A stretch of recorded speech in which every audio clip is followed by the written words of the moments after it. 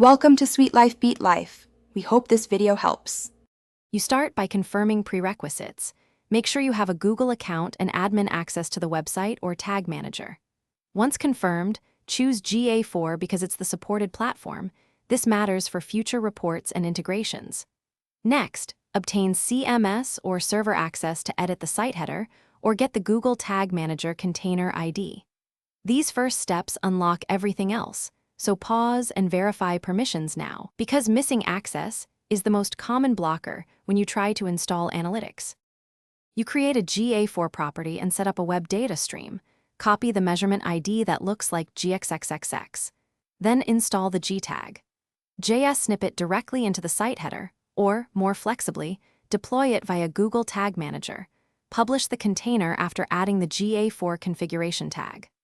Once done, enable enhanced measurement to auto-track page views and scrolls, and configure cross-domain tracking if you operate multiple domains. Make sure to link Google Ads and set basic events before moving on. You finish by verifying data flow. Open GA4 Real-Time and use Google Tag Assistant to confirm events appear within minutes. If you don't see hits, check for duplicate tags, wrong measurement ID, or ad blockers preventing scripts. Correct the header or GTM setup and test again. Finally, register key events as conversions, create relevant reports, and schedule routine checks.